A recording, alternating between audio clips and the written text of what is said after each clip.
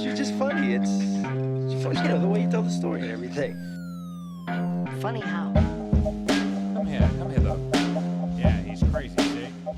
Who are you? We interrupt this program to bring you a special report.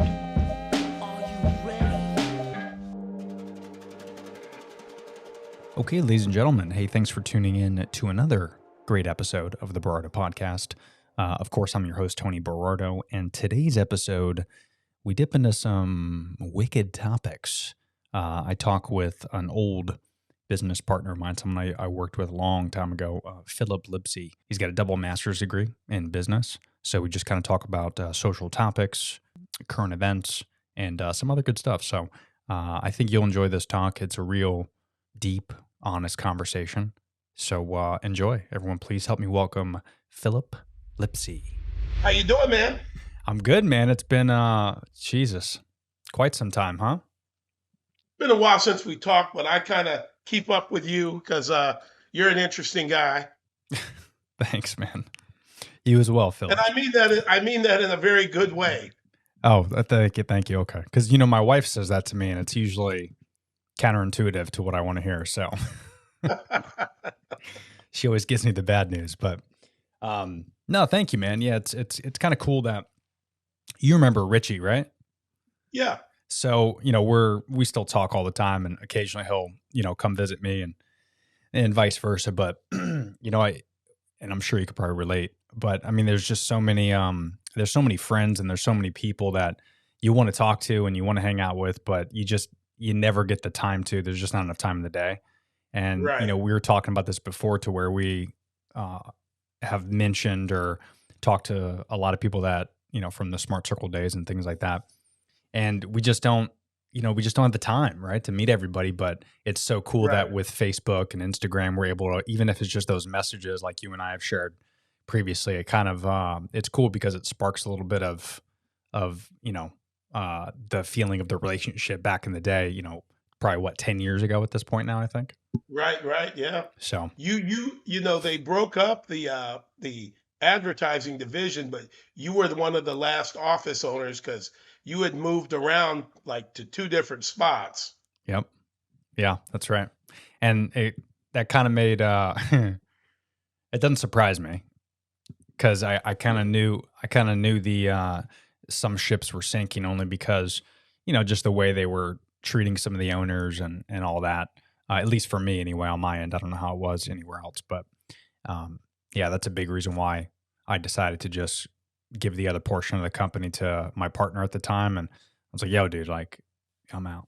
I got to bounce. Yeah, it's been fun for me to watch like you, Gavin, Richie a little bit. Richie went to work for Groupon. I don't know I think he's flipping houses now. John Magoo, you guys are my favorites, and all of you guys have seemed to have landed on your feet, which makes me happy.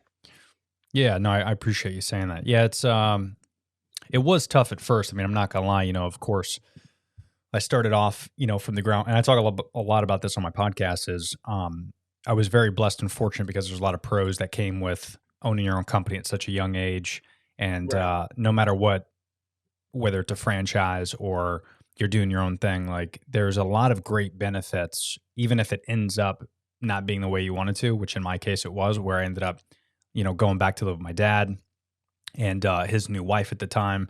And of course, that was a funky situation for me because I've been on my own since I was 18 after my parents Right. got divorced. So to go back into that is really like a bite of humble pie. It's different when there's humble pie, like in a good way where you make a shit ton of money and then I got to take a humble pie. Like me, it was Right. like a huge step back. And I ended up going, working for Coca-Cola, which, is a great company, of course, but my dad worked 17 years there. He's like, hey man, you should do this, XYZ. And I was like, all right, cool. So I ended up applying and got it and started off at the warehouse, worked myself up to sales and then eventually account management. And it was a tough road. I mean, 5-6 years of living on my own after I moved out of his place, after I saved up some money, got a studio apartment and just, what we were taught, right? When back in those days is keep your break even low. I'm not Jewish, so I can't say it, but lack of a better word, to be a Jew with everything. And, Right. that ownership mentality that I learned from owning a company at such a young age. At 26, 27, I was able to implement in my own personal life, even without owning a company. And then I Right. was able to save up money, buy a couple properties. I ended up flipping those and then meeting my wife and so on and so forth. The rest is history. But yeah, I think if, I wasn't in that business at such a young age, like if I was a server or something, I don't think I would be as well off or successful as I am now because, we talked a lot about stickativity, Right. keeping your attitude and dealing with the nose and all that. And I mean, there's some really great nuggets in there for sure that a lot Well, of you people you can mentioned you learn from. mentioned humble pie. I was talking to my friend. I was telling her I was going to do this podcast, and she's like, "Well, how interesting of a life have you had? What are you going to talk about? What are you going to focus on?" And she's like, "Your story is very, very inspiring." And I said, "Well, I wanted to keep it positive. I wanted to be the old guy on the podcast, maybe talk a little bit about being an expat and talking about maybe some of the reasons I wanted to become an expat." But the humble pie thing, you were saying that Smart Circle prepared you, being a business owner at such a young age, prepared you to be successful. Well, I believe me going into some of the positions that I've went into, being a former business owner, being very successful, and having to eat that humble pie has even allowed me to accept jobs that I knew were sort of beneath me, but Mm, I accepted the jobs anyway, and then I excelled at them. I was probably the best advertising account manager at Smart Circle. Um, and then, I went on and now I'm in the merchant processing business. And if you would have told me that when I got my master's degree that I'd be in merchant services at age 60, I would have told you were crazy. yeah. But guess what? I'm with a great company. They pay me a ton of money. And in the 4 years that I've been with this most recent company, getting ready to retire and become an expat. Wow. Good for you, man. That's awesome. Yeah. Yeah. Talk Yeah. about stickativity. That's definitely one thing. And, I learned a lot about this before where I was all the good things I learned from owning a company at such a young age versus like there is some type of mentality that you adopt, I think, when you're in your 20s, right? And by the way, I think you might be the second oldest. I don't know if you're the oldest, but you might be the second oldest person on the podcast. So that's exciting. So congratulations on that front. I appreciate it. Thank you. I'm trying to diversify my podcast guests. So thanks for being a part of the that age demo. But when you're in your 20s and 30s, it's interesting because you're not humble, obviously.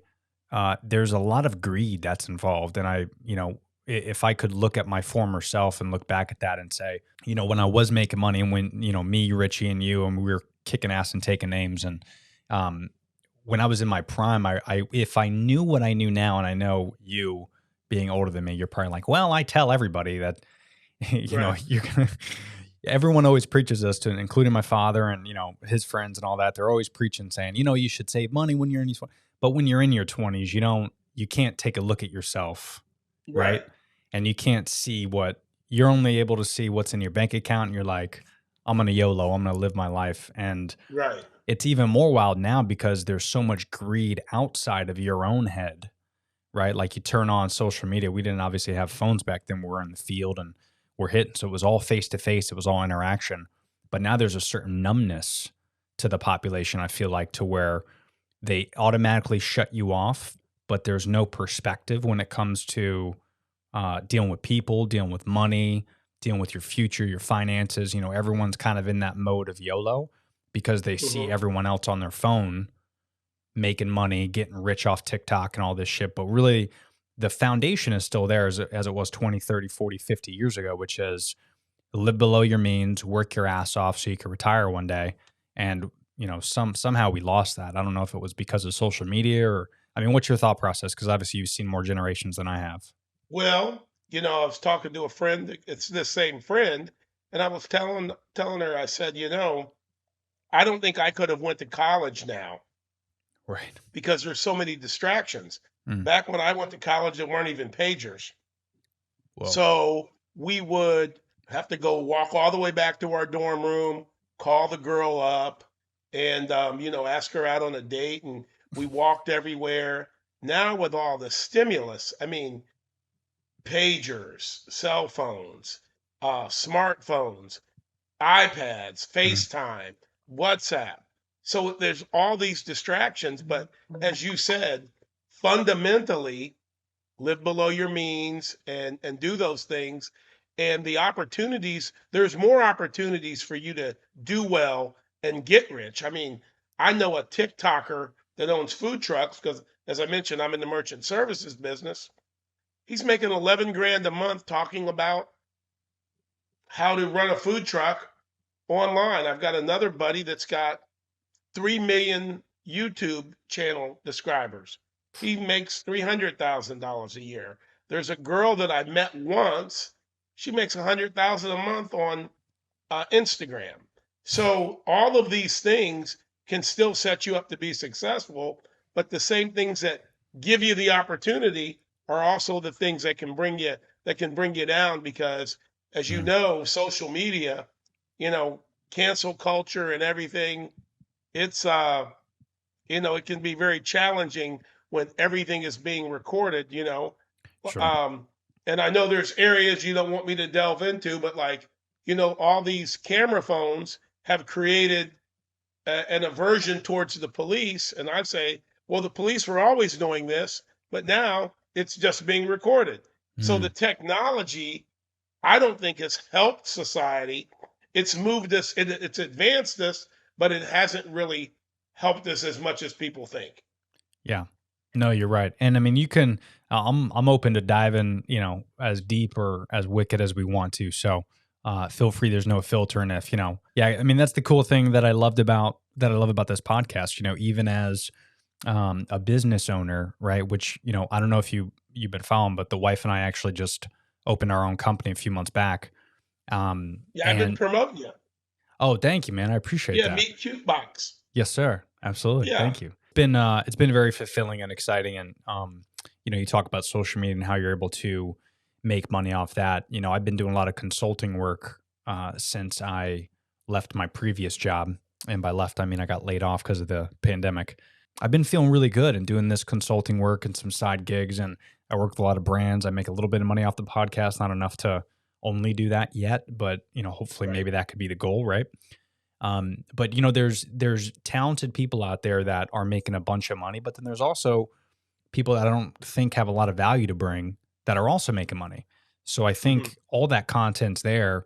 So now more than ever, to your point, is there is so much freedom and so much ways to make a living without sacrificing time, stress, right? Because that's the big thing when it comes to like owning a company, right? Is and not even owning a company, just working for a corporation. But no matter what you do, if you're working, you're trying to work to pay the bills. In the past like 10 years, really, we're realizing this. Wouldn't it be great if you can work to pay the bills, but also love what you do? Like Hmm. that was never a thing, 20 years ago, because you Yeah, just worked just whatever you could do to work to pay the bills and to put food in your belly. But yeah, with these phones, I mean the opportunities are endless, especially now because most companies are going remote because of everything with the pandemic. So, there's a lot of negatives that came with the pandemic, but I think the one thing that we realized is it gave technology a chance to catch up to humanity and even yeah, surpass it in a lot of ways, right? Because we kind of knew this was coming. This whole technology thing's been a big deal for the past couple decades, but now I feel like it's way ahead. It's almost like the pandemic slowed humanity down for a couple years because now technology is like you can't even keep up with this shit. Like I try to keep up with as no, much as I can, but every day is changing. Crypto this and crypto that and NFTs and podcasts and audio and video. It's just TikTok. It's yeah. it's wicked, man. I pretty much have just given up on. I just like to stay in my lane. So many times before, when you become successful, you want to branch out and diversify, and Sure. those are some of the mistakes that I made in my past. I think I was 31 years old and I was a millionaire. Mm, You met me on a downcast or a downshift. yeah. 31 years old, millionaire, and I bought record companies and limo companies, and they all failed because I didn't know what I was doing. So now, you mentioned the pandemic. The pandemic helped merchant services because nobody wanted to touch money, Right. and the people that were going to try to stay in business needed to, a way to manage their cash flow, or their accounts receivable. So the pandemic helped. And then once we were in the middle of it and I started making more money, I said, I'm just going to stay in this lane. I'm going to ride this thing until the wheels come off, so I could de-emphasize and not focus on, what's new in technology, only within the realm of merchant services. Because, like, you have Gotcha Meet world. Cute Box, you've got to manage that. Companies that have, to use a Shark Tank word, pivoted, and they needed electronic processing, and that's my area of expertise. And I've become so good at it, and I'm doing so well at it that I don't even get bothered with certain, before I would, if you were doing this amount of money, I'd be all after you. Now, if you're not doing pretty much at least 25,000 a month, I'm personally not gonna go after the business. One of my salespeople do. I have a large sales team, and so I just kind of stay in my little bubble and just kind of sit back and watch from the sidelines. And it's been more peaceful, and it's Sure. centered me more, which is preparing me for the next chapter of my life, which is a successful and healthy and bountiful retirement. Good. Good for you. And what do you got? You got any plans for retirement yet, or you haven't thought that Well, far ahead? yeah. I Yeah. mean, I've been working towards it. I've got a lot of classmates I was in high school with that have done well, and they're already retired. So it's kind of like the race to the finish line. Sure. But I've just got my Mexican residency. That a boy. I'm bilingual now. When you knew me at Smart Circle, I wasn't Yeah. quite bilingual. I'm bilingual. Got my Mexican residency. So I'm probably gonna spend some time in Playa del Carmen. Mm. Additionally, um, I've got a house out here in next to Retirement City. I'm in Ruskin. You're Yeah. in Apollo Beach, so I'm just on the outside of Sun City. I've got a house I could retire in, but I think the rise of people wanting to retire and wanting to work remote is to get out of the United States. I mean, Yeah. It's we unfortunate, but are yeah. still a great nation, but and I don't ascribe to either Democrat or Republican, but I do just ascribe to, I'm anti bullshit. Right. And you talk to, in these expat groups, you'd be surprised. Friend of mine, 64, very successful, owns 20 pieces of property. She just moved to Ecuador. Wow. They're on the American dollar. She's gone. And her reasoning is, I got to get out of this country. My reasoning is, listen, I've been blessed to have the opportunities that I've had, but I'm so sick of people crying racism, crying politics, Mm. Trumpers, anti-Trumpers. In Mexico, I can go there and I can just be anonymous. Hey, I'm just a big black guy walking down the street, and it's peaceful. Right. So my goal or my objective in retirement is to have peace in my life. And if my salespeople aren't calling me because I'm not working anymore, and I don't got Don Lemon and Chris Cuomo talking about what's going on and how this is politically motivated. Then you've got Sean Hannity and Tucker Carlson. I'm over it. I'm just done with it. And when you literally see the rise in expatriatism, you got to ask yourself, are we wrong? Is everybody that's moving out? I mean, we live in a state that was wide open in the pandemic, basically. Florida. And Florida. it For people helped just us. Yeah, it helped us from the standpoint of our housing.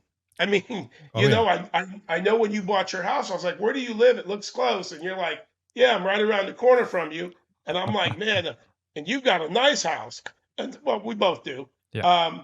And I'm like, "Man, the value that we saw because Florida opened up and people from the north wanted to come down Oh yeah. and buy our homes.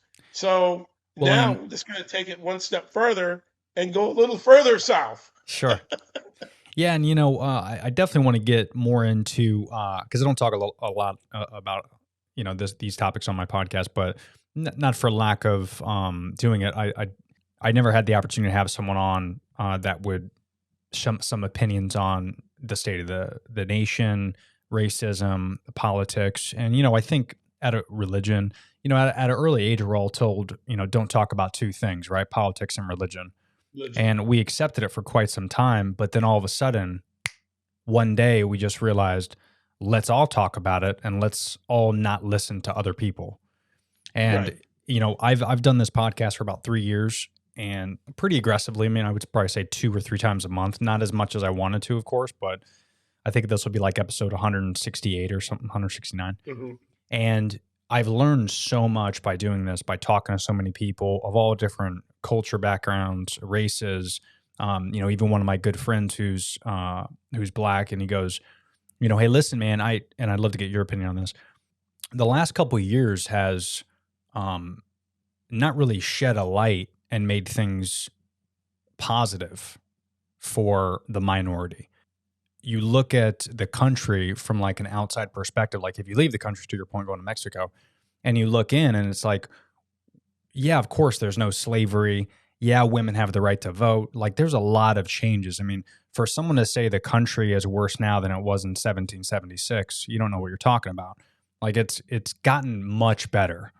Right. However, and this is what I want to get your opinion on, is I think we spend so much time, for whatever reason, putting everybody in different pots that it seems like it's worse than what it is, because it's really not. I mean, it's bad, sure, but like individually, like you as a human, it's pretty good here. Yeah. But Some people are okay. magnifying bad situations. Well, and as I stated earlier, social media has given people the opportunity. Everybody can be a news reporter. Right. The So voice. I'll Yeah. say this, and we can chop them down one at a time. Okay. We were the first black family in my neighborhood growing up. I'm the youngest of 6 kids. There's only 3 of us left. Both my parents are gone. My dad was in the Air Force, and my dad was a big guy, big, powerful, strong guy, kind of like his youngest son, me. Yeah. And So bigger than me. yeah, Just and kidding. so nobody wanted to mess with. They used to call my dad Big Daddy. He was a sergeant. He ran Strategic Air Command, but we Love it. got a cross burned in our yard in 1965. Jesus.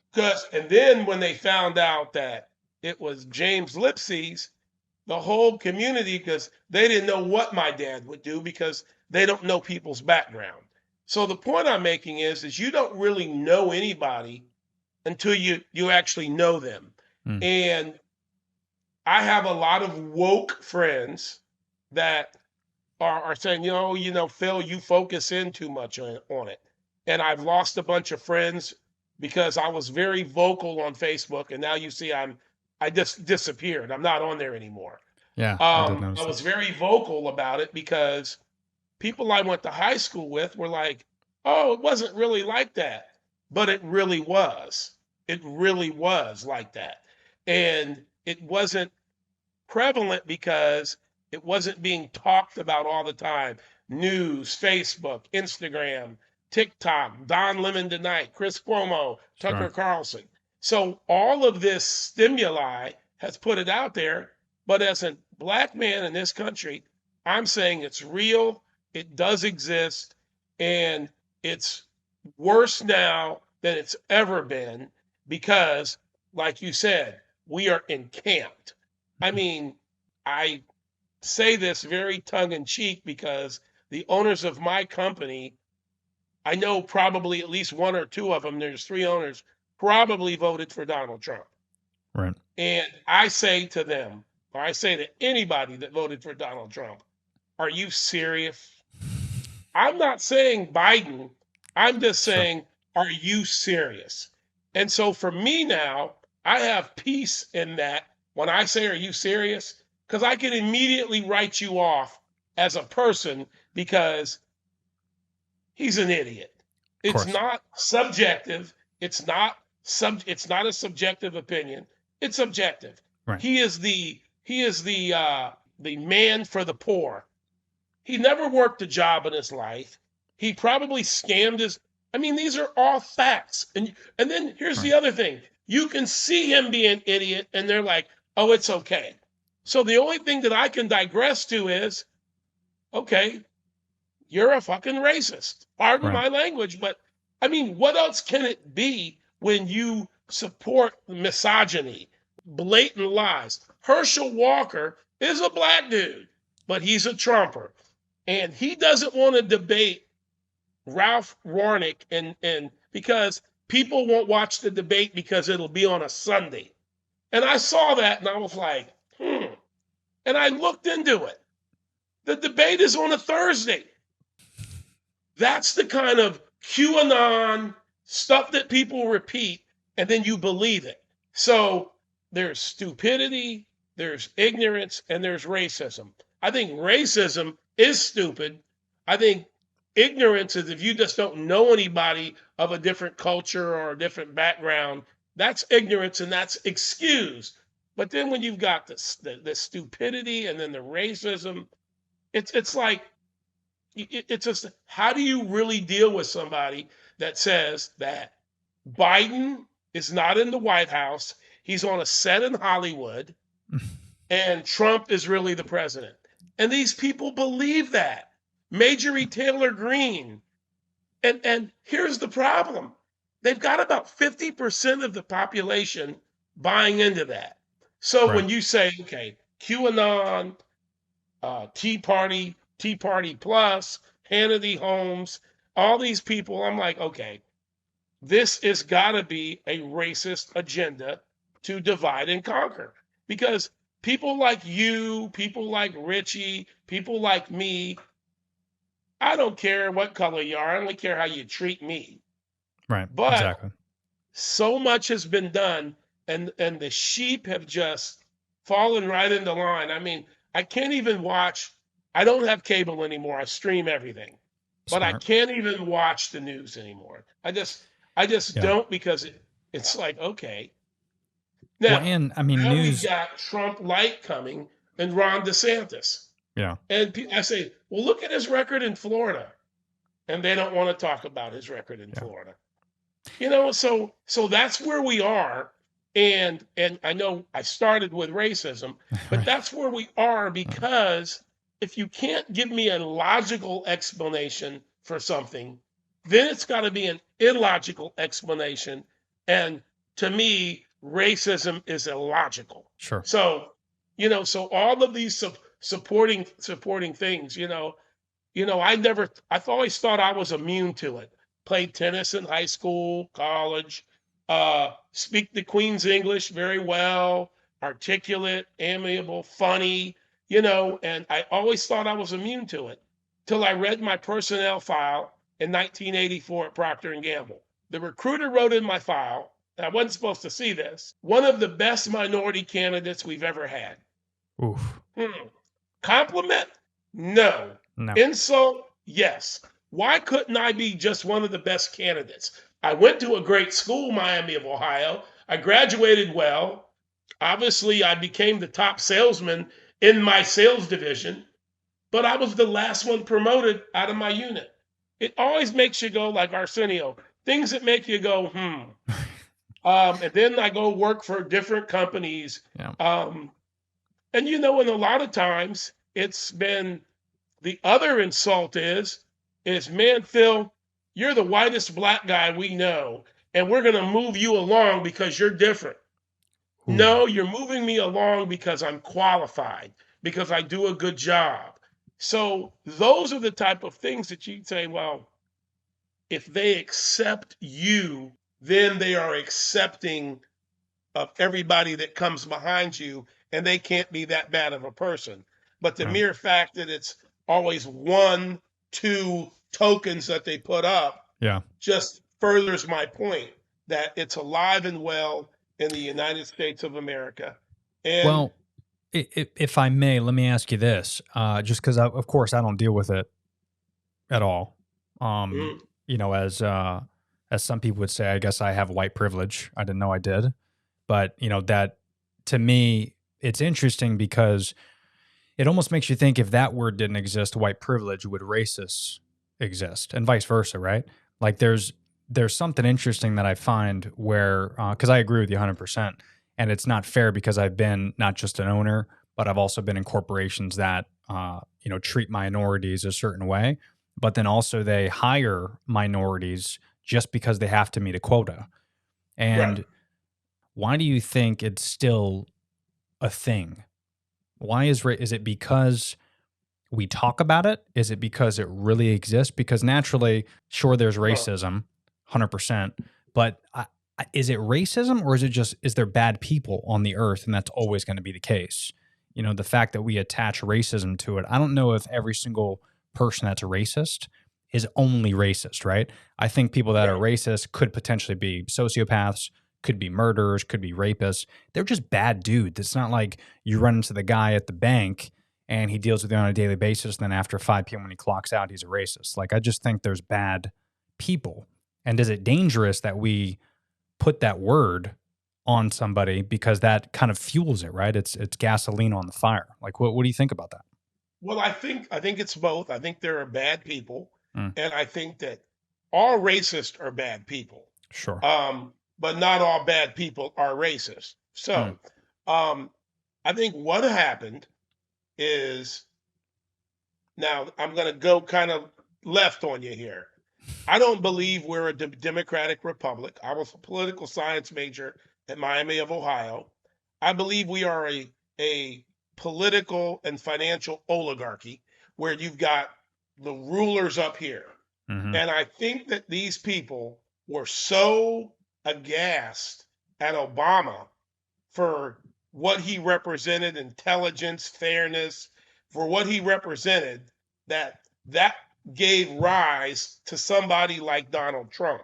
And if a black can get into the White House, what is that saying for the WASP, the white Anglo-Saxon Protestants? So if you've been winning for so long with white privilege and we level the playing field, you feel like you're losing. mm, So the only way to fight that back is to put these ends in their place, and that's where the racism is born from. I had a good friend. We were best friends, and he voted for Obama twice. And then he just started changing. He just started changing. And I'm like, well, where's this coming from? He really felt threatened that he was going to lose his position in society. Now he's so mm, far gone. It's it's it's like, okay, objectively, give me your reasons for the way you feel. And it's normally not anything that makes any sense.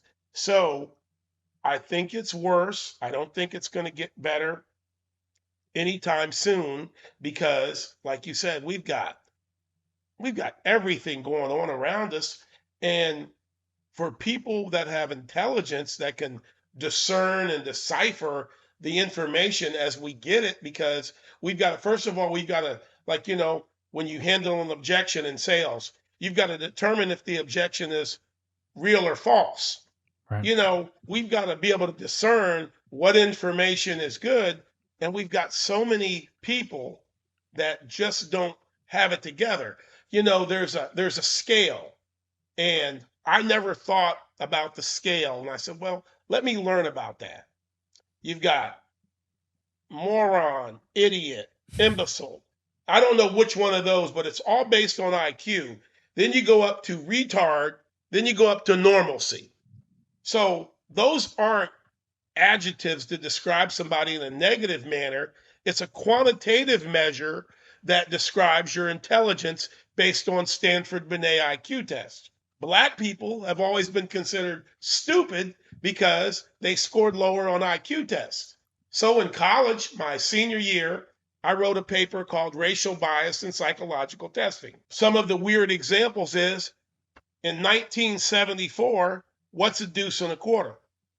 Well, 94% of the white people will tell you a deuce and a quarter is $2.25. Well, a black person would tell you it's an Electra 225 made by Buick.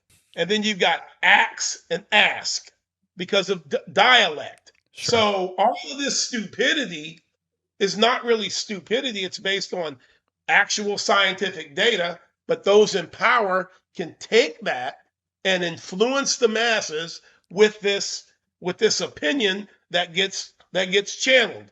Now, I have a clinical background. Oh, sorry. Okay. I just wanted to say, I'm sure the surveys done on the white people were not like up in Boston, because if those, because talk about dialects. So every single white person would be Right. labeled as mentally handicapped because the way they pronounce words isn't correct. So it's, and I love my New Englanders. I was born in Maine.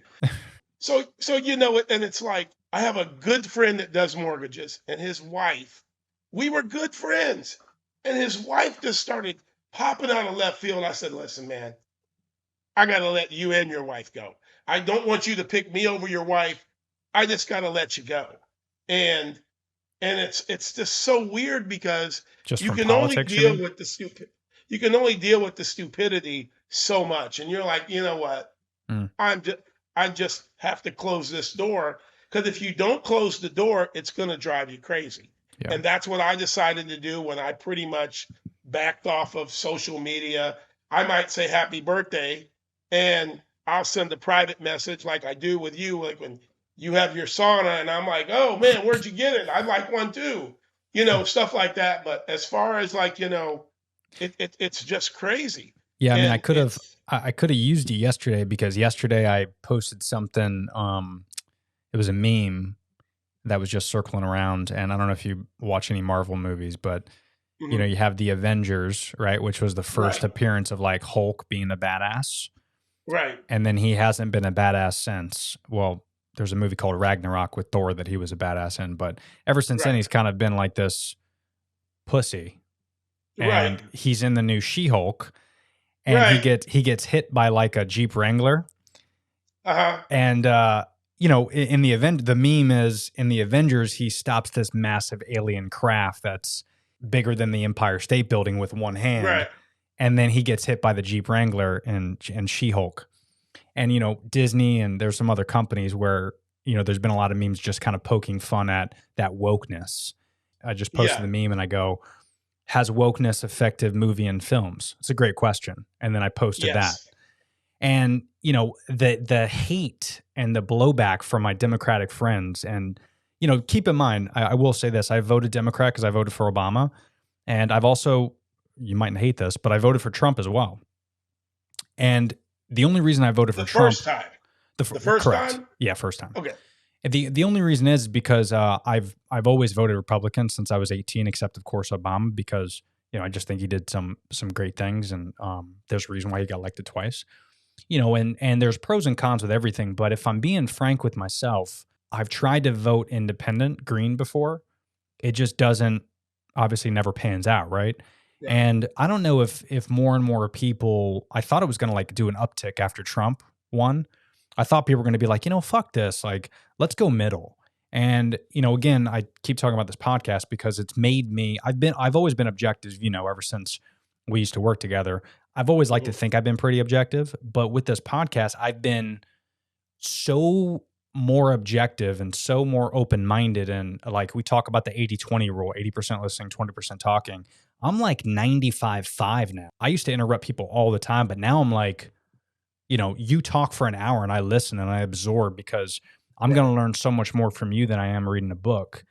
Politics as a whole, for whatever reason, man, it's so frustrating, because when I talk to my friends that are literally willing to die for their Democratic or Republican beliefs, A, you don't know these people. B, you don't obviously understand the political system, that it's not, yeah, voting is important, sure.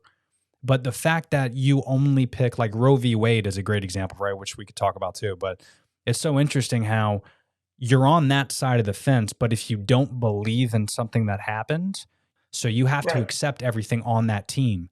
And the government has done a great job in separating those two teams. Yep.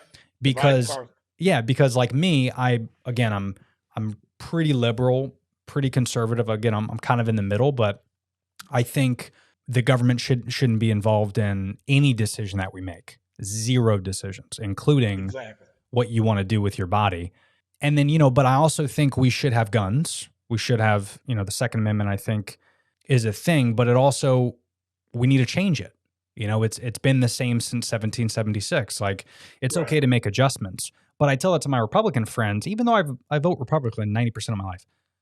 But I tell them that and they're like, bro, fuck you, you Democrat. I'm like, dude, do you hear what you're saying right now? Like, Yeah. I not only have I voted Republican, but I'm just saying I think we should probably take a look at it, because when we first wrote that down with a feather, Mm-hmm. that's when we first wrote down the Second Amendment on a fucking feather, on not even a real paper. It wasn't even paper. Parchment. It was parchment. We wrote it down on parchment, and we had muskets. We didn't have automatic fucking weapons that can kill 100 people in less than 10 seconds. Like, Mm-hmm. we should probably rethink it, because we haven't think these things for 300 years. And it's so crazy how we're so invested in this. I just don't get it, because to me, I think being a president is the stupidest job in the world, and it shouldn't even exist. I think we're way more intelligent now. And I think if you had like a panel of people like Bill Gates and Elon Musk and whatever, put anybody you want on that panel, Right. and you have like a group of 10 people like they did in Judge Dredd. You remember that Sly movie back in the day? Mm-hmm. Mm-hmm. They had like a panel of people that decided. They were the judge, the executioner, and everything. Right. And that's actually a better idea than having one person be the spokesman for our entire country. And you don't understand that he's not deciding anything. It's the Senate, it's Congress, it's all voting and all this politics and lobbyists and money. And if you have more money, you get more votes. And if you get more votes, you get to make more decisions. Like, you and I, we're a very small piece of this We chess don't game. count. Yeah, but people, again, on left or right side, they don't understand that if you just step back, if we all decided not to vote, or if we all decided to vote, but if we all decided to say, fuck this, let's go independent, we're going to give the government kind of like a strike. And if we just did that for a year, I think we can make some real change, right? Like, because they were relying on us to fight up against each other with blue and red. Like, the fact that we only have two parties, is that really a democratic society? No, that's why I said it's a, but you made some good points. When the Romans had their Caesar, and they had the Senate, and then they attempted to do it right. But with anything, there's corruption. Of course. Corruption occurs. So obviously, I believe our political system is very corrupt, and the House, the legislative, executive, and judicial branches are supposed to check each other. But you brought up a very good point, Roe v. Wade. I'm not going to delve too far deep into it, but I can't have children, nor do I have any children right now. But that was the straw for me that broke the camel's back. Mm-hmm. And people are like, well, Phil, what was it about it? And I said very simply, if this country, in quotation marks, is going to tell a white woman what she can and cannot do with her body, they don't give a damn about me. And that, because, you were saying people, the government has divided us into these camps. And it's like, you get to college, you're not there with anybody you went to high school with, but maybe one or two, and they're in different quads. So what do? You join a fraternity. I got a fraternity shirt on now. I didn't join till sophomore year, but you join a fraternity. And then you suffer from groupthink, or you get accused of having groupthink. Well, everybody gets into their camps, and those are their people. Right. People that believe that the Democrats were being pedophiles on a pizza joint in Alexandria, Virginia, man, they believe that. Yeah. And they will fight for it because those are their people. And then you've got the Ocasios on the other side, Alex, whatever her name is, the chick that used to be a bartender, very hot, and I'd follow her just because of that. Right. But, We But can't you know be all that's green. It's not yeah. feasible. And Well, then you've and got the people. Then you've got the people that are accusing Obama, or not Obama, Biden, of being the reason gas prices are so high. And I right. said, tell you what you need to do. Go take entry level econ. You can take high school level econ. I'll pay for it. And then come back and tell me that Biden's the reason that we have gas prices. I said, it's the elasticity of demand, my friend. And then they're Yeah. like, what the hell are you talking about? I was like, obviously, if you don't know that, this is not a conversation we should have. Thank Mm-hmm. you. Goodbye. Yeah. Because it's, and these people get in their camps, and boy, you like you said, They they won't get will out. fight to the death because that's their group. And everybody wants to be a part of something. The scary thing is about this whole situation is two things, because you say camp and it reminded me of tribes, Hmm. Comanches. Like back in the day, we used Yeah. to have camps. We used to have our tribe, whatever your tribe was, your Frenchman, Indian, like whatever your tribe was, you were in this tribe, and your job was to protect the tribe, to kill and fight anybody that didn't speak your language. Like that was, so Hmm. inside of you and me, we have this evolutionary instinct to be a part of a group of people and to fight off anybody that doesn't want to join our group. So I don't think that's going to go away, which is unfortunate because that's in our blood. Yeah. Right. But then to make things worse, now you have this little thing on social media and the internet called algorithm.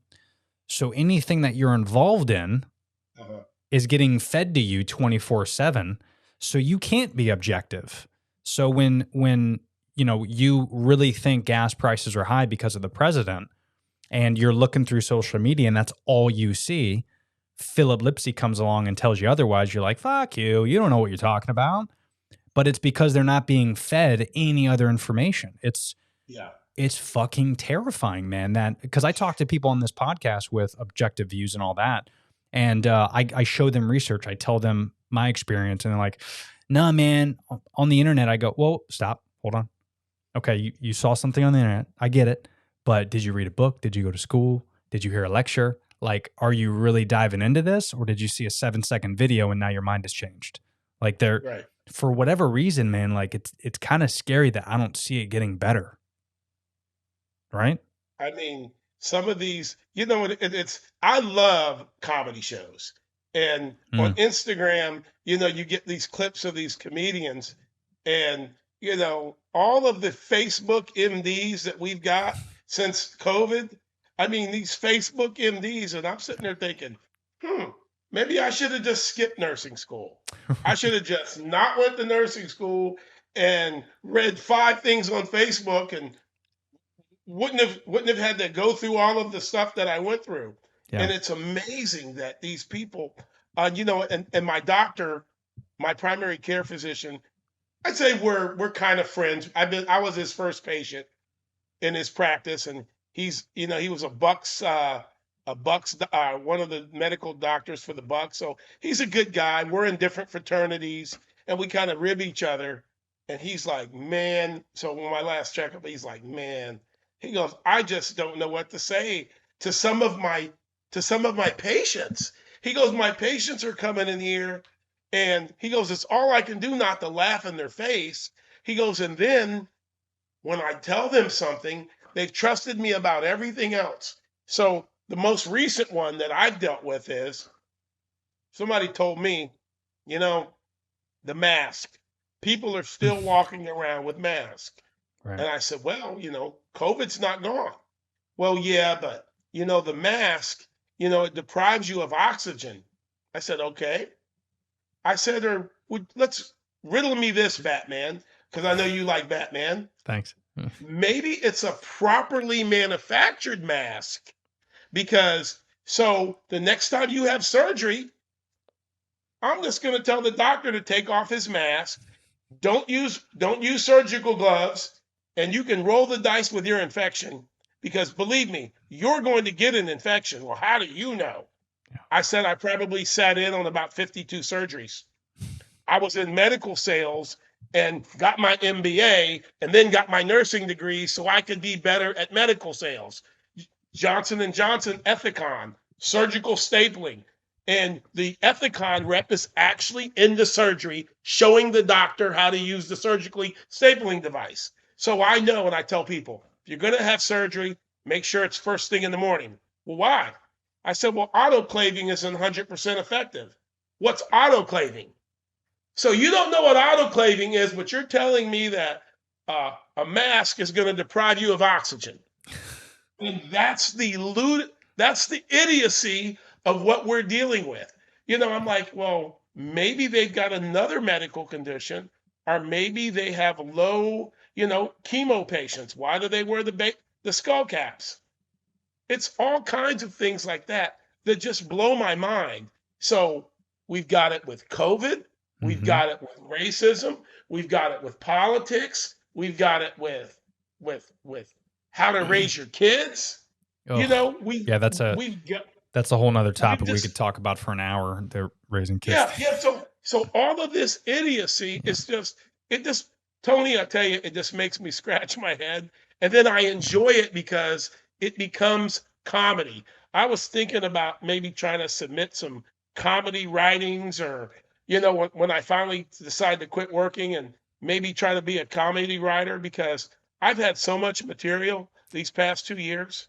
A lot of gold, man. A lot of gold out Oh there. yeah, and the comedians are they're ripping. I mean, Joe Maki was just here, and I missed him. He was at Side Splitters, Oh yeah, he's funny. and I would have loved to have seen his new take, and I didn't get up there to see him, and I'm like, man, I missed him, because I know he would have had a very interesting view on this. And like everybody says, Dave Chappelle. I don't think Dave Chappelle is a comedian anymore. I think he gives lectures that are funny. And don't get me wrong, they're intelligent, Yeah. but he kind of peels back the stupidity of society with a very funny take, but it's very intellectual. Like in his last you got people arguing that transsexuals who were born men should be able to compete in women's sports. And I'm like, that's ridiculous. They shouldn't be able to compete in women's sports because they were men, and men are far superior physiologically than women.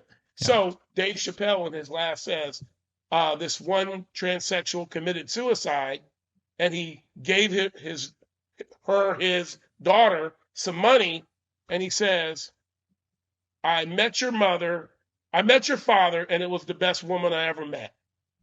That's just how. And that's how he ended his last special, and I thought that was like a great take on it. Yeah. He wasn't saying, he wasn't bashing them. Right. He was just pointing out the differences, and people, they jump in their camp, and then they start, cancel culture. It's amazing. It's so crazy, and I think that again has to do with, because I have a couple friends who are in MLB, GTQ plus whatever the letters are now. And, we've had conversations, very candid conversations. And I'm like, dude, you want to come on the podcast? No. I'm like, but because it's their views are opposite of what the narrative is. Right. They agree with not having transgender women competing in the UFC with men, or excuse me, with women. Like there was I forget who the fighter was, but there was a fighter who was a man for 20 something years, decided to transition to a woman, and then went into decided to transition. Even I'm getting confused. There was a man who was a man for 20 years, decided to transition to a woman and go fight in MMA as a woman. So you have a guy that is legally allowed to beat the shit out of women now. Right. And then you look at like Roe v. Wade, and you look at all this other stuff that's happening. And I've had this conversation with my wife as well. Same thing. I was like, hey, let's talk about it on the podcast. She's like, no, because she's afraid that, with a lot of women, I try to explain to them, I'm like, I think women as a whole need to speak up, because, this is not this whole movement that's happening with accepting people for who they are and all that stuff. We're taking it too far, meaning we're embracing XXX models, saying that it's okay to be you. We're not saying you're a bad person, but is it okay to have type 2 diabetes? Like, is that okay? No, of course not. Be healthier. You're still beautiful, sure, but be healthier. Don't embrace that. And we're doing the same thing with the transgender community, which it's only affecting women. Not surprisingly, the white male is going to come on top with everything because it's not like a woman can transition into a man and go play against LeBron James and win a ring. That's not how this Right. thing works. It's only going to ruin women. Women. That's it. It's only ruining not just women's sports, women as a whole. Like it's, Right. again, we go back to putting people in these camps. Phil, you're black, I'm white. I didn't announce that when we first started this podcast because you're just a person. I'm just talking to Right. you, right? Like we don't need to put ourselves in these group. And I think it all starts obviously up top, but even when you go to the doctor, you mentioned you went to the doctor before, you probably had to fill out like a form when you first became the doctor and they needed to know if you were African-American, if you were Caucasian, if you were Hispanic. Why? Is that going to affect your diagnosis? In some instances, yes, because some like sickle cell Of course. is genetically linked Right. to certain cultures. But not I on think paper. that's why they do it there. But not on paper. You can, as soon as you sit down with the doctor, Yeah. you can know. You understand what I mean? Like, Yeah. why do we're putting ourselves in these groups? And I noticed it a lot when I started applying for jobs because now when you apply for a job, it's male, female, non-binary, intersex. Like these are actually options when you apply now. Good Lord. I've never seen them, but Yeah. good Lord. I mean, and that's when I'm like, this is getting funky, man, because not only are we have a real problem with putting each other in groups politically, racially, culturally. Now we're doing it with sex and gender. So now if I'm transgender, I'm going to be put in the transgender group. If no one mentioned it, no one would give a fuck. What do you think about these little kids that are 5 and 6 that are being put in these? I don't quite remember what know what the you're talking about. article was, but Yeah. it was like, it freaked me out. Like, how can at 5 or 6, I was just trying to stay out past the time my mom wanted me to come home and eat dinner. Yeah. There's, again, because you got 6-year-olds in kindergarten learning how to build websites and write code. And when I was 5 or 6, I just got the training wheels taken off my bike, writing code. And they're having, the groups of people that are having children decide what gender they want to be at that age. Yeah. And, this thing is just, everything's so new, man. Like we're in such a rush to invent words and to create things and to create these groups. And, if we just put everybody in the same cap of like, I'm team human, like you're a human, I'm a human, Right. whatever, like we're at the point now where you don't really need to know anybody's gender, sex, race. Like we're at that point now. So the more we talk about it and create these groups that identify and blow this thing out of proportion, the more it's going to influence our culture as a whole.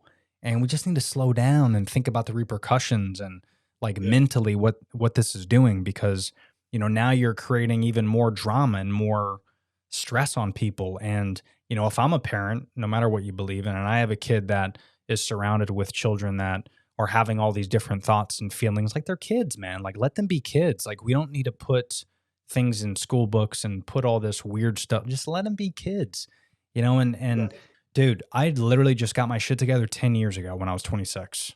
I did not know anything at 6 or at 8 or at 10 or at 18, and some of the stuff that we're talking about is irreversible, and we're spending so much time, our government in particular, is spending so much time making these groups, putting money and intelligence into these conversations.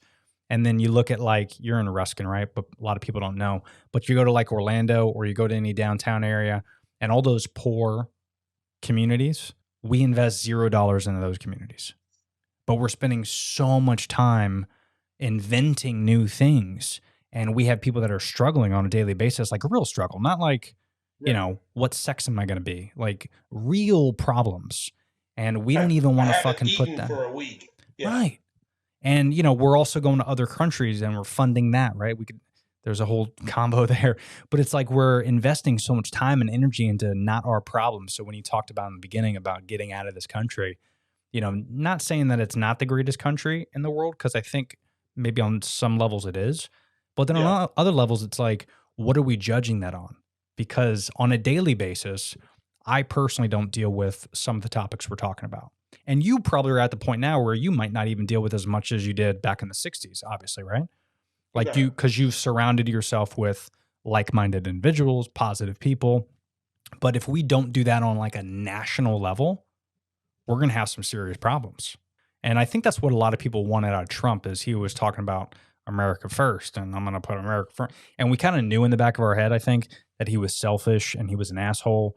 And we haven't had anybody Yeah. like that before. So like maybe he'll go in and ruffle the government around. But then what we didn't understand is he did that for sure. There was a lot of that. Yeah, he did that. But then he also like took a lot of racists and pulled them out of the ground.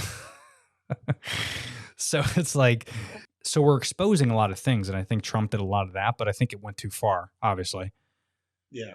Well, and that's why we got stuck with Uncle Joe, Yeah. because I didn't want Biden either. Mm. I wasn't a big fan of Harris, and that's an unpopular view for me. Yeah. Now, there is a guy out of Illinois, Kerzinger or Kinzinger or whatever his name is. Mm-hmm. He's out of the county south of Chicago, Kankakee County, and he's a Republican, but he makes sense. He's to me, I call him Obama light, I like it. and I'm trying not to be too funny when I say Obama white, but he makes sense to me. He really does. And I've always been an individual thinker. Like when I told you, I said I'm fiscally conservative and socially liberal. I think there should be term limits. I think that there should be age restrictions. For sure. Who really wants Biden or Trump? If you think about, when you were like 7 years old and you'd go visit your grandmother and you got your 75-year-old uncle and you just want to kind of give him a cup of hot chocolate and put him in the rocking chair. Right. Now we've got Biden. You see him walk, he walks like he's like make sure he doesn't fall. And running the brutal, man. country, I mean, That's I'm brutal. having a little bit of cognitive slippage every now and then. And this guy, but I know he's got advisors and all that, but Yeah. get somebody in fresh. I would love to see Buttigieg get in. The problem is he's LBGTQ whatever, Yeah. alphabet. And he'll never get elected because we're not intelligent enough to see through his sexual orientation. I Right. don't care who you sleep with. Well, and that's the If thing, you're right? doing Is like, good for the country. yeah. And that's the thing. Like all this stuff we're talking about, it's all words, man. Like we invented all of these things. You Yeah, know? labels. Yeah. Labels. And again, if we just didn't invent them and didn't talk about them and just looked at people and had these conversations and, went off that versus their background and their resume and work resume, but just their actual personal Right. resume. And, if we just forgot about all that stuff, like we'd be in such a better place. It's so crazy how we have had some really good candidates, but for whatever reason, it's always these older people. Like I enjoyed Tulsi Gabbard. I thought she was, out of Hawaii. Mhm. I thought she was great, ex-military, knows what she's talking about. But for whatever reason, the Democrats wanted to, I guess either control somebody and maybe that's why they chose Biden and they kicked out Bernie because Bernie was kind of that like rogue dude as well. But Right. that to me would be a wake-up call. Like if I'm an American, because I figured that out 2 decades ago. Like when I was first able to vote, I kind of knew what this thing was. And then as you see, like Obama really kind of was the last of it. Even like his second term, it's almost like, wait a minute, so who are the Democrats going with?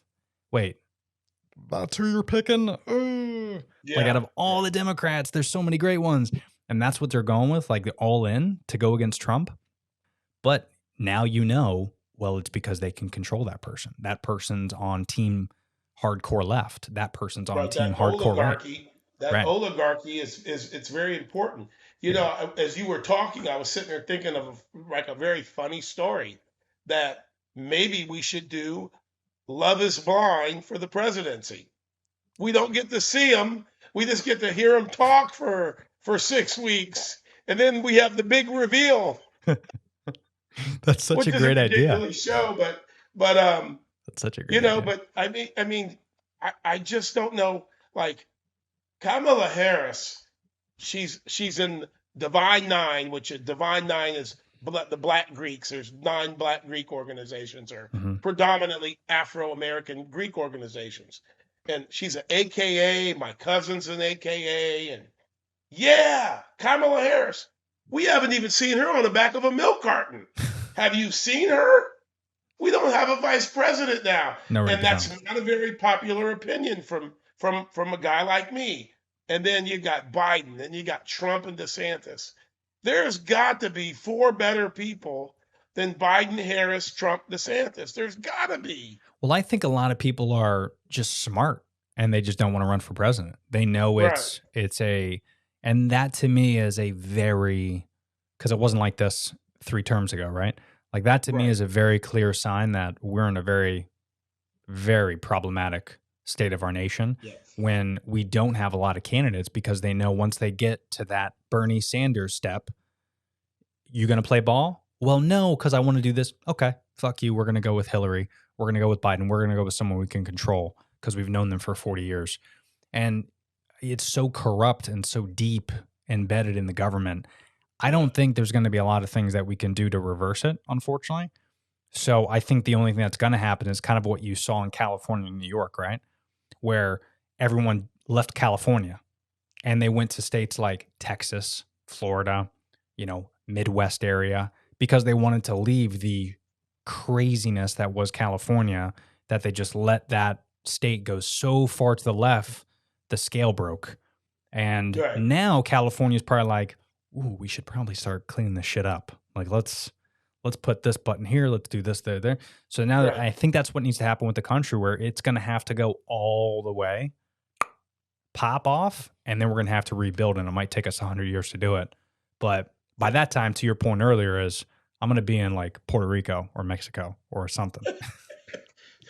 Well, Puerto Like, Rico is unfortunately like my fraternity brother. One of the guys I pledged is the governor of the U.S. Virgin Islands, and everybody's oh, like, "Ooh, that's cool. You get to go visit him." And I'm like, "Well, I pledged him like 40, 37 years ago.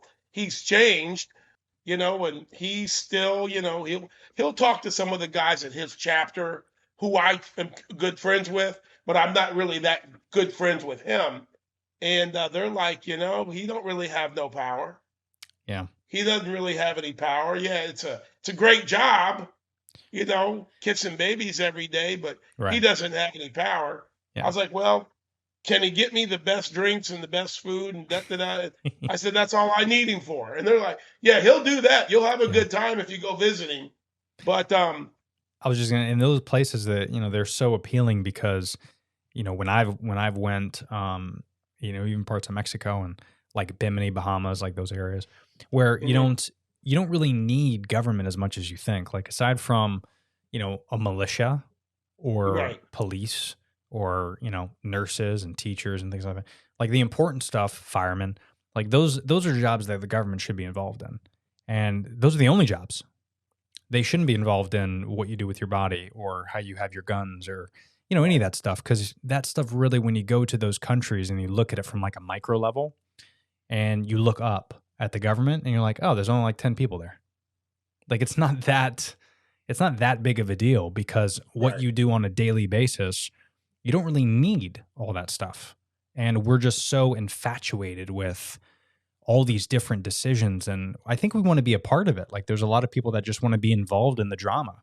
That's why a lot of people watch horror movies and reality TV and crazy documentaries, and we like the action and the suspense, and I think the government feeds that to us, and I think we enjoy it Yeah. a little bit. Yeah, you know there's something to be said for anonymity. And mm, and I've told people, they're like, well, why do all the Mexicans want to come here? And I'm like, wait a minute, wait a minute, wait a minute. You have to understand, only certain types of Mexicans want to come here. mm-hmm, I've got a friend that's crazy about the Balkans, Montenegro, Croatia, um, and I've personally never been to the Balkans. They describe it as it's a different life, and when you can see somebody that's really happy, mm, when they come here, they're stressed, the yeah, GMOs in the food, and this is your area of expertise, nutrition. mm, Um, and diet and exercise and what have you, and you go to other places. I mean, there's a reason we're the fattest country in the world, Yeah. and yet, just all sorts of things like that because there's you have to pick the place that you think is going to be the best fit for you individually. Yeah. That's You're right. just And things that you do on a daily basis. We want to come to America because it's it's the place where I can get a great job and open a company, live the American dream and all that. And that was true to some extent at a certain point. But now I think with everything that is going on with technology and social media and your ability to connect with millions of people, like I can run my business from anywhere in the world. And I correct. think a lot of people could do that. So now we don't need that stability that America promised us way back in the day. And there's nothing wrong with that. Doesn't mean that America's a shitty place to live and people should still come. But, when you go to these other places and you realize that things aren't really that important that we thought, right? And we don't need a fucking massive house right on, Laguna Beach to be Right. happy. Like that we were fed that dream of Hollywood and the beach and the houses and the girls and like all this thing. But now we're starting to realize, wait a minute, hold on. There's so many other great things in life, and we don't need all this Yeah. crazy materialistic shit in America. Then also couple that with, like you said, the shitty food and the shitty diets and all the stress. And man, you been in New York lately? I was up there last year after the pandemic kind of, and New York is like way worse than it was 5 years ago in terms of Yeah, I haven't been to New York in about 5 years.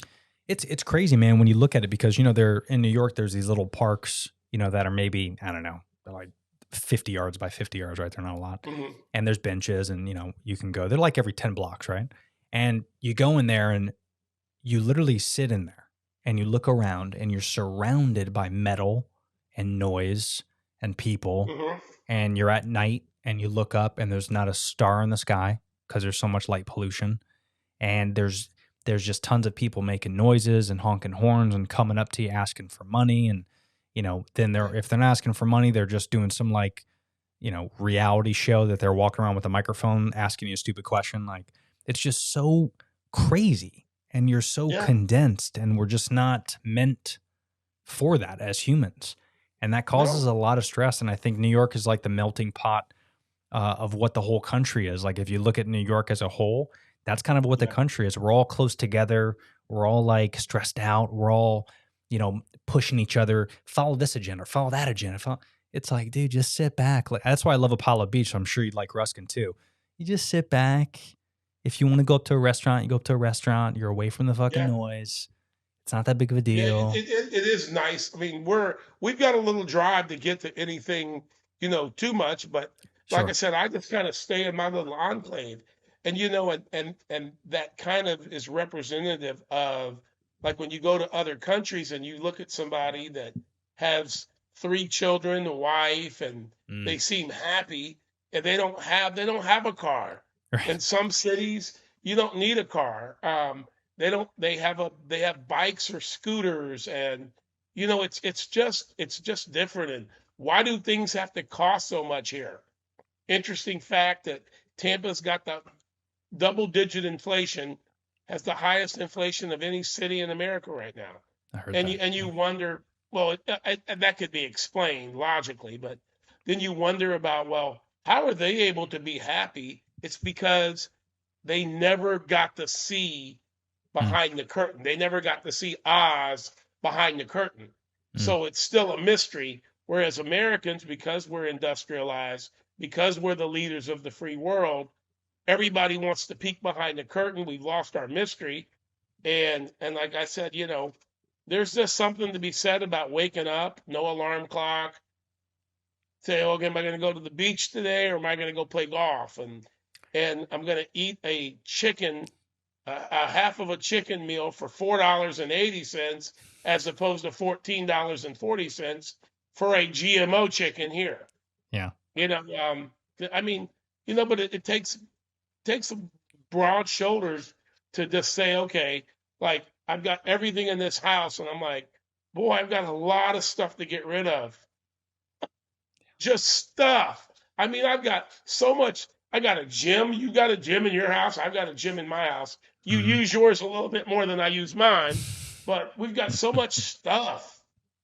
Yeah, It's I did this I guess you would call it like a cleanse, kind of like a house cleanse and studio cleanse. Like I can't really show uh, this. I might do like a video on it soon, but I cleaned out my closet, and now I have like 15 shirts. That's it, just 15. That's it. I have 4 pairs of jeans, 10 pairs of socks, 10 pairs of undies.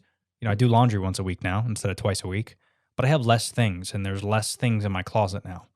right. I also did a lot of things with my studio, and I sold a lot of things, gave a lot of things away that I wasn't using that I knew other people can get value out of. And having less things and less clutter, I'm realizing I'm so much more productive now. Like Yeah. I'm not, right? Like I'm not worried about, oh, where is this? Where is that? What's this? Where, like, it's just less storage, less bins, less bullshit I got to worry about.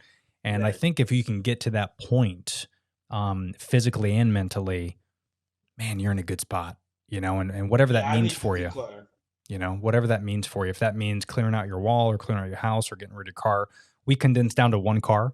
Greatest thing we've ever done. We were barely using it. Me and my wife go everywhere together. Why would we have 2 cars? We both work from home. Doesn't make any sense.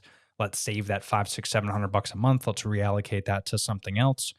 But then also more importantly, it's just less things we got to worry about. It's 4 Yeah. less tires we have to worry about if they get flat on the road. It's just all Right. less. We just need to think less because less is more. Like less truly is more. And Yeah. Yeah. we say that. I think we say that a lot, like to be cool in front of our friends. But when you really condense your shit, like I did, and you look around, and you're like, dude, this is fantastic. Yeah. Well, I have, my friend that I met in Mexico while I was there a month and a half ago. She flew back to Detroit, threw all her shit away, gave everything away. And she's like, listen, like I make good money. If I need to buy it all again, I will. She goes, but God, she goes, she's got her life condensed to 15 suitcases. And she's all in at 15 suitcases. That's awesome. And this is a very successful, she was a HR specialist, got her MBA. And then she went back and became a dental hygienist, became the dean of the dental hygienist school, woke up one day and says, I don't want to die with arthritis. I'm not doing dental hygiene anymore. And she's like, boom, Mexico, we're moving to Mexico. And she's been documenting it on social media, how she's getting rid of all her shit. My life, what I have in my life is 15 suitcases. That's so great. That's pretty awesome. That's pretty And rad, man. I mean, it would take me, and I'm in my office, and you can't see it, thank God, because it's cluttered. But it would take me a week to declutter this, to really like declutter this office. So Yeah. that is one thing I'm gonna take from this is I am gonna declutter. I mean, Yeah. I'm looking at my closet. I probably have 48 pairs of shoes, probably 25 pairs of pants that I Mhm. don't wear. These are in my office, in my office It's all, closet. it's all So extra. yeah, And that's another thing too. I did a podcast just last week that I'm going to post soon here with a buddy of mine that's in the he's a financial advisor, and he's talking about all this stuff and that, and then I go, that's all good advice, and I learned a lot from it. And I was like, the one thing I learned when I got rid of my company and started working for corporate America again, we talked about living below our means. The easiest way to make more money is to just not spend it. Like you can, if you do the math, you can live off $40,000 a year comfortably, mhm, like very comfortably. Now, will you have the brand new iPhone? Probably not. Will you be able to eat out at your local Chili's every night? Probably not. You won't be able to do some of the other, but how important is that stuff to you? Like, would you rather just buy some foods that are organic and whole foods and cook at home? It's going to be a little bit more work, but it's going to be cheaper. right. It's going to be healthier. It's healthier, it's longer. So it's like the more you think about that type of stuff, you really start putting things in perspective to where our country, the US, is going to be just tossing every cool, innovative, delicious thing down our faces. And you're going to want to buy it. You need to start training yourself to not buy that stuff because you're going to be happier when you have more money in your pocket, not more things, more money Right. to be financially free, to retire at a young age, like yourself, Philip, where you can retire soon because you're good with your money. But that's the key to life, right? Is to eventually get to that point where you don't have any bills and you could just live free Yeah. and stress free, right? Everybody I know that's left has left, and I know quite a few people that have left. They're leaving at the top of their game. It's Right. not like it's not like these like Playa de Carmen's got 3 people that I know that are just rock stars. Yeah. Ecuador's got 2 people that I know are just rock stars, and I'm like, boy, what a way to go out on the top of your game. For And real. I'm sitting here, man. You should see I've got all my plans laid out, and then it took me 30 days to get an appointment at the embassy in Mexico or in Orlando for the Mexican embassy. Mm. And I got over there and I was nervous. And about an hour and a half later, I got my visa. I'm like, cool, what's next? Got to go to Mexico and get your card. Cool, what's next? Well, then you got to go open up a bank account. Cool, what's next? Yeah. Then you can buy property or do whatever you want. You have all the rights of Mexican citizenship. At that point, I'll be able to do an objective comparison. I've Yeah. been to Colombia quite a bit, traveled quite a bit in all the Caribbean nations. I would love to live on an island. The problem is they're tourist traps. So, the affordability function comes in. Even if you've done well with your money, Hmm. can you afford to live in a tourist destination? That's right. And, I think a lot of that just boils down to having a plan. And Yeah, that's why I always tell people your brain has only, you got to think of it like points, right? Like bandwidth. It only has a certain amount of points in your brain and bandwidth on a daily basis. And, that's why when the wife and I get caught up scrolling on TikTok and all that stuff, I think to myself, we could be doing so many other things right now. We could be planning our future at a young age so that we're not scrambling when we're 50 or 60. We right. could devising a plan to make more passive income or buying properties or looking into different things. So I think if people can eventually get to that and start thinking long term, and we get kind of out of this living in our devices, living through other people's lenses, and we can get out of that, then we're Yeah. all going to, I think, eventually be happier and healthier. But yeah, we definitely got to be a little bit more responsible when it comes to all that type of stuff. Because what you're saying is very proactive, especially the way this country's going. I think it's a good move. Yeah, it's interesting about the devices. I just like to study people and what makes them tick. And boy, I've had I get to have a PhD analysis of the people now and what makes them tick, my neighbors and things like that. But if you go to an airport and you're sitting in the waiting lounge, Mm, all you see is the top of their heads because they're like this. right. Everybody is, and even me. I mean, I've got to get away from it. I was at an immigration office in Tampa before we started the podcast, and everybody that was waiting to speak to the immigration attorney was on their phones.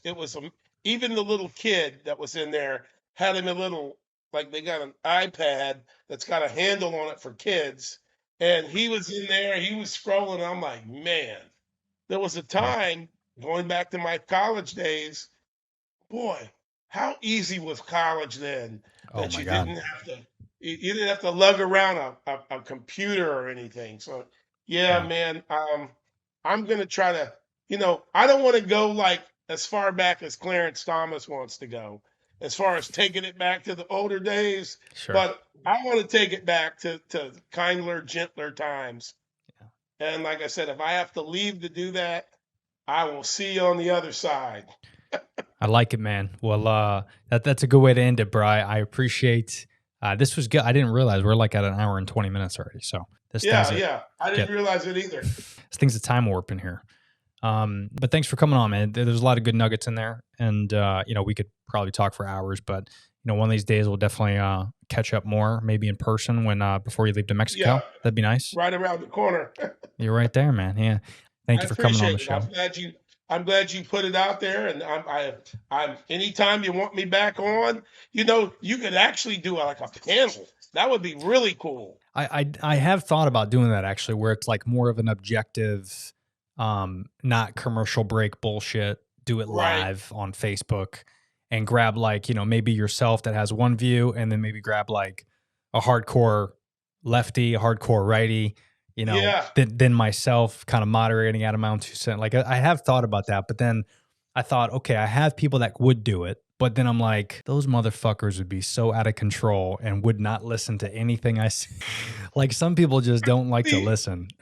I would have decorum. I think it would be great because, like I said, I enjoy all your content. I just don't comment all the time, but I don't really pay attention to a lot of people. But like I said, when I wrote you that email, I was like, you always were different, and we got along well. And Richie was always hilarious. He was just a comedian. Yeah. And like I said, I met them all. No, it's wild, man. No, it's good to catch up. We'll definitely do this again and we'll stay in Okay. contact. But thanks again, Phil. I'll send this out. This will probably be posted in like a week or two, but I'll make sure I send Okay. all the links and stuff so you can take a listen All to right, it. So. yeah, a couple of my friends are going to be interested to see it. So you already got one more follower today because she was looking at your stuff. She goes, "Yeah, this is great." She goes, "I can't wait to see how crazy you get." And I said, "I'll be cool. I'll be cool." And I think I was relatively sedate today. Yeah, no, you were cool, man, for sure. If I got you like 5 espressos in, it might have been a little bit different, but no, you were good though. It was great, man. Good All job. right, man. All right, Phil. Appreciate you, buddy. Enjoy your week, All man. right. All right, Tony. Thank you, brother. Oh, hey there. I'm glad you made it to the end. Thanks for checking out this video. I'm sure you're going to like all the other podcasts that I've done. You could check out some more videos right here, whether you're watching on YouTube or Spotify or Apple Podcast. Make sure you subscribe to the podcast. I would love you forever, even more than I already do. And tell a friend who needs to hear it. Until next time, we'll see you later. Peace.